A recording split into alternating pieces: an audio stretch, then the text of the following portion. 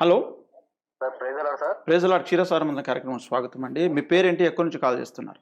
Sir నా పేరు ఎం David. నేను ఇక్కడ ముషీరాబాద్ నుంచి మాట్లాడుతున్నా సార్. గాంధీ పక్క నుండి ముషీరాబాద్. ఓకే. ఓకే అండి. మీ ప్రశ్నను ఓఫీర్ సార్తో పంచుకోండి బ్రదర్. అయ్యగారు ప్రైజ్ లార్డ్ అయ్యగారు. అయ్యగారు ప్రైజ్ మీ లార్డ్. ప్రశ్నలు జవాబులు మేము వినే ఎంతగానో బలపడుతున్నాం అయ్యగారు. నా క్వశ్చన్ వచ్చి ఏంటంటే అయ్యగారు, నేను రోడ్డు మీద సువార్త చేస్తా ఉంటాను కరపత్రాలు. చాలా ధన్యులు మీరు. సంతోషం. ట్రాన్స్జెండర్లకు సువార్త చెప్పడం, బండి ఎవరైనా లిఫ్ట్ అడిగితే వాళ్ళను కాసేపు ఆపి సువార్త చెప్పడం, ఇదంతా చేస్తా ఉంటాను. చాలా సంతోషం. కానీ నాకున్న భారం ఏంటంటే గారు, ఇంకా నేను సేవ చేయాలని ఆశపడుతున్నాను. కానీ ఏంటంటే స్టేజీల మీద కాదు, కానీ కనిపించినంతల్లా అసలు నాకు సేవ పిలుపు ఉందా, ఉంటే దాంట్లో ఎలా ముందుకెళ్ళా, మీకు కొంచెం అడ్వైజ్, నా జవాబులు పొందుకోవాలని ఆశిస్తున్నాను అయ్యా మీ దగ్గర. ఒక మాట నాయన, చెప్పండి సార్. మీకు ప్రత్యేకమైన ఒక హోదా, ఒక అధికారిక స్థానం ఇచ్చి మిమ్మల్ని వాడుకోవాలి అని దేవుడు అనుకుంటే అయ్యారు, దేవుడు ఆ విషయం మీతో ప్రత్యేకంగా లేఖనము ద్వారా కానీ, ఒక ప్రవక్త ద్వారా కానీ, ఒక మీకు దర్శనం ద్వారా ఏదో రకంగా దేవుడు మీతో పదే పదే మాట్లాడి తన పిలుపును కన్ఫర్మ్ చేస్తాడు. అయితే ఇప్పుడు మీరు చేస్తుంది సర్వోత్తమమైన క్రైస్తవ జీవిత విధానం. దేవుడు పిలిచాడా పిలవలేదా అనే సంగతి పక్కన పెడితే, రక్షణ నేను పొందాను గనక ఎవడు నశించడం నాకు ఇష్టం లేదు, నేను పొందిన రక్షణ అందరూ పొందాలి అని ఒక మానవతా ధర్మంగా మీరు సువార్త చెప్తా ఉన్నారు. పౌలు భక్తుడు చేసింది అదే. దమస్కు మార్గంలో ప్రభు దర్శనం కాగానే వెళ్ళగానే వెంటనే ముందు సువార్త మొదలుపెట్టేశాడు. సువార్త మొదలుపెట్టి సువార్త చెబుతూ దేవుడిచ్చిన వరాన్ని బట్టి చెబుతూ కొంతకాలం అయిన తరువాత 11వ అధ్యాయంలోనే చెప్పాడు, వాళ్ళు కలిసి బర్నబా పౌలు కలిసి బహు జనులకు వాక్యం బోధించి సంవత్సర కాలం అంతా అని చెప్తాడు. అది అయినాక 13లో నేను పిలిచిన పని కొరకు అభిషేకించండి ప్రత్యేకించమంటేను అంత్యోకయ సంఘ పెద్దలు పౌలు బర్నబా ఇంకా ముగ్గురు మీద హస్త నిక్షేపణ చేశారు. కాబట్టి దేవుడు స్పష్టంగా నాకు ఒక పదవి అప్పగించేదాకా నేను ఏ పని చేయనని పౌలు ఆగలేదు. పని చేస్తున్న వాడినే దేవుడు పని కొరకు పిలుస్తాడు.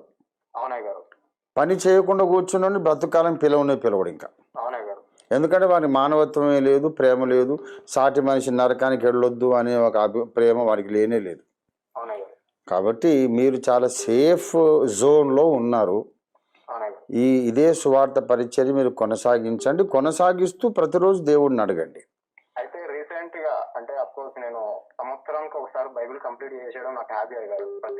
చాలా గొప్ప సాక్ష్యం వింటున్నాను, చాలా సంతోషం కూడా.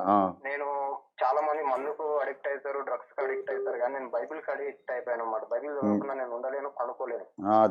ధన్యులు మీరు, అదృష్టవంతులు. అయితే నిర్గమకాండం 9వ అధ్యాయము 6వ వచనం ప్రకారము, ఆ వచనం అనేది నా హృదయానికి తగిలి కొన్ని రోజులు అసలు నాకు నిద్ర కూడా లేకుండా పోయాను గారు. ఆ భారంగా ఆ వాక్యం నా ద్వారా మా దేవుడు మాట్లాడాడు. నిర్గమ 9:6 నా నామమును ప్రచురూపం చేసిన నా బాహుబలం నీకు చూపినట్టు నా నామాన్ని ప్రచురంతని నేను నియమించి ఉన్నానని ఒక మాట నన్ను చాలా రోజులుగా ఇంకా నేను ఇంకా ఇతరులకు చెప్పాలా, అన్యులకు ఇంకా చెప్పాలా, పొందినైనా లాగాలని ఒక భారం ఎక్కువైపోయింది. చాలా. మీ ద్వారా ఎవరైనా రక్షణలోకి వచ్చారా? యేసు ప్రభువుని నమ్ముకున్న వాళ్ళు ఎవరైనా ఉన్నారా? అయ్యగారు, నేను స్పెషల్ గా ఎవరిని నడిపించలేదు, కానీ నా బాధ్యత ప్రకారం నా తోటి ఎంత వరకు అయితే నేను బండి మీద పోతున్నప్పుడైనా సరే వారికి లిఫ్ట్ సువార్త చెప్తాను. అయితే మీరు పని చేయండి, దేవుని పిలుపు మీకు ఆల్రెడీ ఉన్నది. ఆల్రెడీ మరి చెప్తున్నారు కదా, ఇప్పుడు నిర్గమకాండము 9:6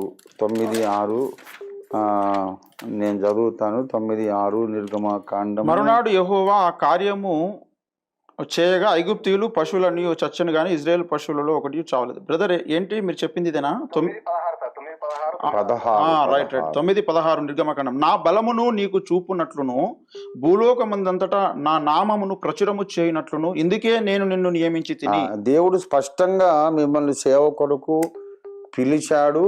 మీరు తప్పకుండా పెద్దల హస్త నిక్షేపణం పొంది మీరు సేవ ప్రారంభిస్తే ఇంకా సేవ ఫలిస్తుంది.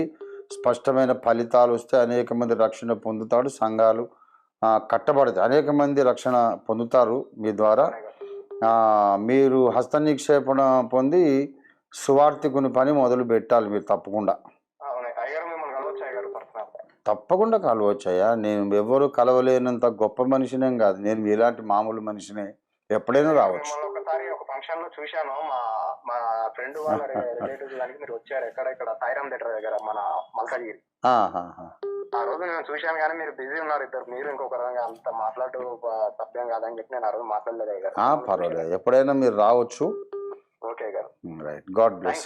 థ్యాంక్స్ అయ్య గారు. థ్యాంక్ యూ సో మచ్ అయ్య గారు. నాకు మై ప్లెజర్, మై ప్లెజర్. చాలా సంతోషం. Thank you. Okay brother, thanks for calling. Praise